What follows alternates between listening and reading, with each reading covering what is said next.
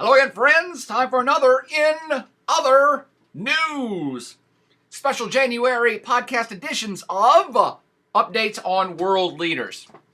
We talked about Shinzo Abe throwing down in Japan for the last couple of podcasts. Let's shift over to Europe for a surprise update on a world leader. Was not intending to do this, but things have changed considerably. And I did want you to give you a heads up for 2013 what this guy's up to, because he's affecting a lot more than things just within his own country. Believe it or not, I'm talking about France. It's crazy. France, led by one François Hollande, is making a comeback on the world stage as a significant regional and world power. Never thought I'd live to see that day. Seriously. Made fun of France for years, nay, decades, for their awesome surrender powers demonstrated in World War II. France often comes up, as you know, as kind of a point of ridicule, as a semi-socialist state, that maybe they're all lazy, that they're excessive, they're all sitting around eating brie and smoking cigarettes. And economically, they've kind of been faltering in the last decade or two. And on the world stage, we don't really think of France as a very big, powerful player, even though it's a UN Permanent Security Council member with veto power. But lo and behold, under François Hollande, and now let me reel it back to this particular leader, this guy's on fire here just this year. He's only been in office since, I believe, May of last year. So what are we talking about, 6 months now? And he is of the decidedly left side of the political spectrum. So, hell, I think he was the head of the Socialist Party there for a while. Certainly, we think of France as a whole as kind of center-left, more leaning towards the socialist agenda, with all of the benefits they give out to their people, and in general, the kind of very liberal social policies they have. And indeed, I think that does characterize most of French society, but the leaders of France, more often than not, have been center-right, including the last few leaders of France. Nicolas Sarkozy was the center-right conservative guy who was the former president of France, but France, lo and behold, elected the leftist over into not only the presidency, but I do want you to know that most of the French Congress is decidedly center-left as well. François Hollande has a majority. I think it's a sizable majority of Congress that's in his ballpark. I won't say in his back pocket, but they have the majority. Now, why is that important to understand? French politics, but European politics in general. Because he can get a lot of reform and a lot of things passed. It would be the equivalent of, say, Barack Obama in the United States being a Democrat, and the entire Congress, so say 75% of the Congress, Senate, and House of Representatives being Democratic. So they have, I don't know if it's a super majority, but they have a majority in France. So this guy, François Hollande, can get a lot of things enacted and pass through a Congress that essentially is of his political party. That's important. Okay, so why am I excited about this guy to do an update on him? I was not planning on this, by the way. Because he is center-left, more liberal, we didn't really predict, and he's French, we didn't really predict that the French were going to be playing any significant role in European or world affairs. And that was a completely wrong thing to assume. What has happened in mostly the first 6 months of him being in office was not much. The French economy does suck. They have all kinds of internal problems to deal with. Their government's been semi-gridlocked. Their labor structure is terrible. Economically, their unemployment rate's like over 10%.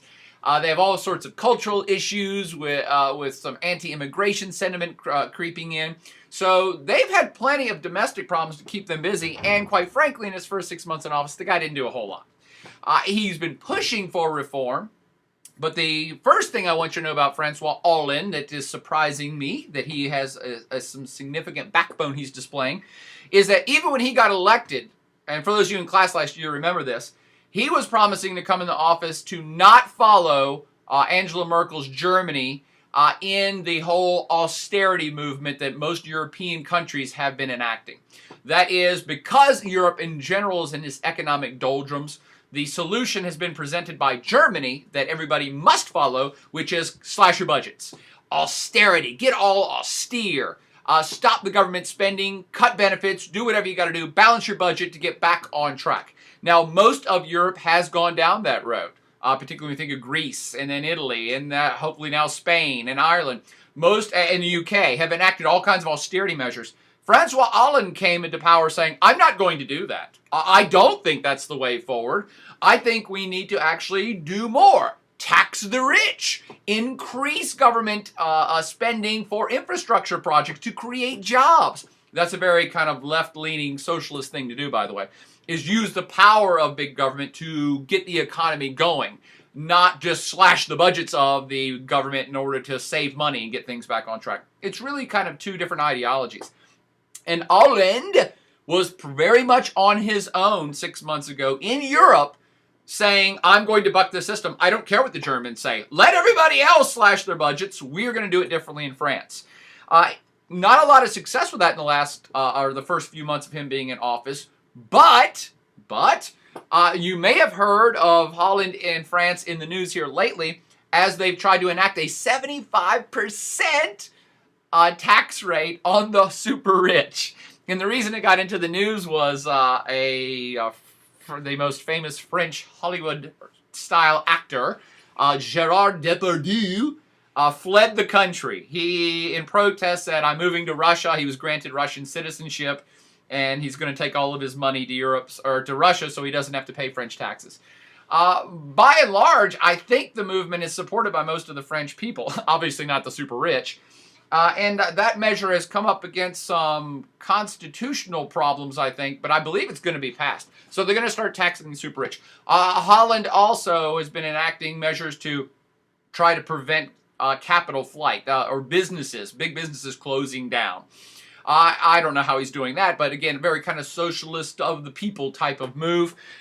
He also, just this week, brokered a big labor reform.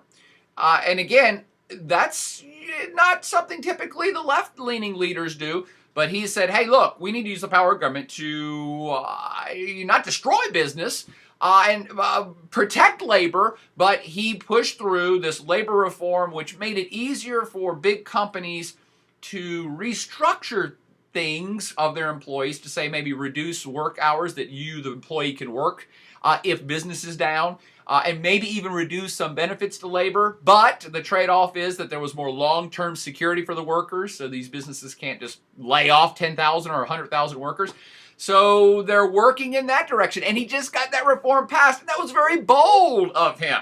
Because labor unions and labor people, by and large, support leftist candidates to protect labor. So this is kind of an interesting move that benefited both sides a little bit. Now, whether it's going to help the French economy in the long term, I don't know. They're all asking that question, but he did it. So labor reform enacted here in 2013. He also showed some significant backbone in that this week there was a gigantic, I don't know, maybe 100,000 protesters in Paris protesting against gay marriage. Because the Hollande government has promised to, him personally said, if the Congress passes a law to legalize gay marriage, I will sign it. In fact, he's saying, yes, I support that. And there was a huge anti-gay marriage protest of perhaps tens or hundreds of thousands of people. And François Hollande held his ground. He said, I don't care. I'm telling you. Yes, I understand a lot of French people don't like this. I'm telling you, we're going to do it because we think it's the right thing to do. But backbone from a Frenchman. How did this happen? Where did it grow from? So, labor reform, anti-austerity, taxing the rich, and the biggest deal, showing significant spine, is that this week the French have invaded Mali. Now, that's overstating it a bit. The French have not invaded Mali, a country in northern Africa, to take it over. It's not neo-colonialism or old-school colonialism. They basically were invited there. For those of you that don't know, all of the entire northern piece of Mali, which is a gigantic area the size of the state of Texas, basically has seceded from Mali. The Mali government is down south, and all this big northern territory is basically controlled by Al-Qaeda or Al-Qaeda-like other terrorist, Islamist, radical organizations. The West, Europe in general, but the West even more generally, has been watching this for the last year or two with some concern, because that's why the U.S. invaded Afghanistan, is to eliminate a safe haven for terrorist groups like Al-Qaeda to hang out and do whatever they want to do. And so everybody's been watching this situation in Mali, but nobody wants to do anything. The U.S. doesn't want to get involved in any more wars. And the Mali government, which is now being threatened directly by perhaps full takeover by these northern groups, has been appealing for international aid and specifically said, hey, Frenchies, why don't you come help out? By the way, why would they ask the French in specifically? Because Mali used to be a colony of France, as did most Western African countries. So Mali is pulling back the old school colonial ties, saying, hey, dudes, come help us out. The French have resisted any active movement in this until last week, bam, François Hollande, the French president, says, no, we're in. We're in fully. We're sending troops. We're going to have aerial bombardment. We're in it to win it. And they are. They have now had troops on the ground, aerial bombardment. They're training troops. They're trying to organize other African countries to contribute troops. The French are leading this up, but they are not alone. The United States and Canada and probably other European countries are providing support for this. In fact, I know the Germans just gave a bunch of money for some transport or maybe some helicopters or stuff. So everybody else on Team West, I believe, or a lot of other Team West players are saying, yes, we support this. Oh, we're not going to do it. The Frenchies are doing it. What kind of world are we living in? The French are in charge? Yeah. The French are leading up this active military movement to reclaim northern Mali for Mali, basically to rout out Islamic extremists and specifically Al-Qaeda. Again, that was the mission of the United States in Afghanistan, so this isn't even a bizarre mission. It's kind of in line with the whole war on terrorism, which has been going on for the last 10 years on planet Earth. But this is the first time that the French are leading it. And I just think it's surprising, and it's why I want you to have this update on François Hollande. He is storming forward on social policy, cultural policy, and economic policy in France, but also within a wider Europe. If France starts doing well economically, other countries are going to look at it and say, why don't we do that? Why are we doing this German-led austerity nonsense that's not helping and pissing off our citizens and eliminating benefits? Why don't we do what Holland's doing in France? Now, that's only if it works. And certainly he is being very straightforward with a lot of the social policy that he's going to push through France. But this military thing is what's new. And let me end on that. This is why it's so important and so significant that this particular leader is in charge of France right now. His predecessor, Nicolas Sarkozy, actually was, I won't say militaristic, but was pretty upright and uptight military guy himself, in terms of it was Nicolas Sarkozy's France that led the intervention in Libya. Now, they had a lot more help. And here we are just a few years later, and François Hollande's France is outright and by themselves leading a military intervention into Mali. This is different. This is new. This, to me, looks like France is reclaiming its place as a regional/world power, something that the Frenchies have long ascribed to and desired and wanted ever since they used to be a big global power like 200 years ago. It seems like it's creeping back. Even Germany, who certainly is the economic powerhouse of Europe, no questions about that. It doesn't seem like Germany's a leader anymore, like France is currently being a leader in the world stage. Germany, by all means, will say, yeah, we'll help you out, France, but the Germans aren't going to lead any kind of military intervention abroad or any kind of foreign diplomacy abroad. The Frenchies are. And that is, again, not surprising. Well, yes, actually it is surprising, but it's important to note that. How is that going to affect the future of Europe? And how is it affecting France in particular as a power player within Europe, but the wider world? Lo and behold, here in 2013, it looks like France is becoming a forthright international player of note. militarily and perhaps economically. And boy, that's something that nobody would have predicted a whopping year ago. Not me, by any stretch of the imagination. So, do we have a return to Rochambeau, as I like to say it? Yeah, possibly. Holland has been a very strong leader in his first now 7 months in office. He's got a ways to go, and if the economy sucks and continues to suck, he will crash and burn like all leaders who lead bad economies. And you should note the French unemployment rate is like 10.5%. And all these policies, the tax the rich, maybe that's going to drive capital out. Maybe it's going to scare off international investment. No one's really sure. But he is going forward with it because he has the power and authority to do so. And the surprising thing to perhaps even the Frenchies is he's got the backbone and he's doing it.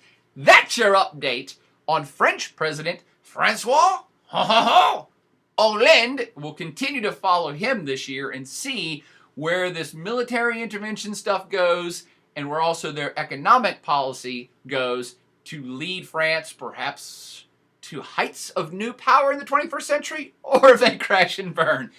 That's all for now, though. Party on.